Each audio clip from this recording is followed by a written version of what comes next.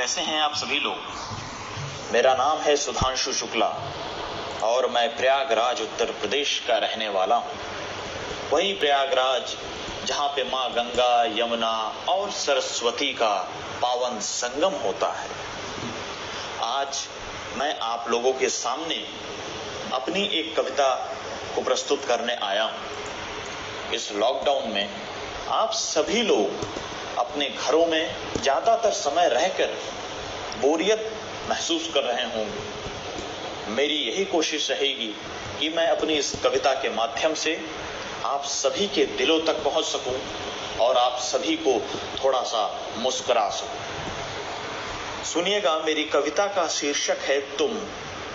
ये वो कविता है जिसमें एक लड़का किसी लड़की को पहली बार देखता है और जो बातें उसके मन में चलती हैं उसको लेकर के उसके ऊपर है। सुनिएगा, ये नजरें झुकाकर जो चलती हो तो सबसे अलग तुम लगती हो। खुद में ही खोई खोई सी रहती हो, सबसे मासूम तुम दिखती हो। खुद में ही खोई खोई सी रहती हो, सबसे मासूम तुम दिखती हो। वो हल्की सी तुम्हारी मुस्कुराहट पूरी महफिल का समा बांध देती है। तुम्हारा एक दिन भी ना आना किसी को बहुत बेचैन कर देती है। तुम्हारा एक दिन भी ना आना किसी को बहुत बेचैन कर देती है। एक लफ्ज तुमसे सुनने को ये मन मचलता रहता है। तुम्हारे नामे भी हाँ ढूंढने को ये दिल बेकरार रहता है।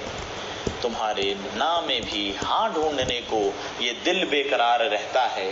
अब देखिएगा कैसे वो लड़का जानता है कि वो बात नहीं करेगी उससे, लेकिन फिर भी किस तरह से वो उसको सुनाना चाहता है अपनी बातें।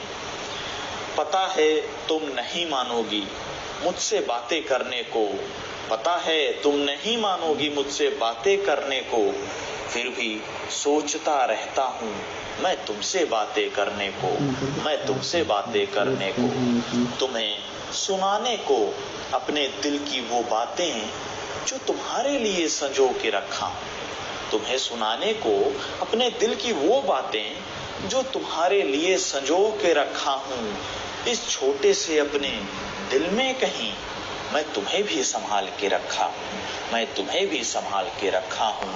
और इसका गर पढ़ना कभी मेरी इस कविता को तो खुद पर गुरूर जरूर करना। गर पढ़ना कभी मेरी इस कविता को तो खुद पर गुरूर जरूर करना। सोचना खुद की खूबियों पर जिस पर जरूरी समझा मैंने लिखना, जिस पर जरूरी समझा मैंने लिखना, जिस पर जरूरी समझा मैंने लिखना। बहुत बहुत धन्यवाद दोस्तों। आप सभी सुरक्षित रहिए, खुश रहिए और अपने परिवार के साथ रहिए। बहुत बहुत धन्यवाद।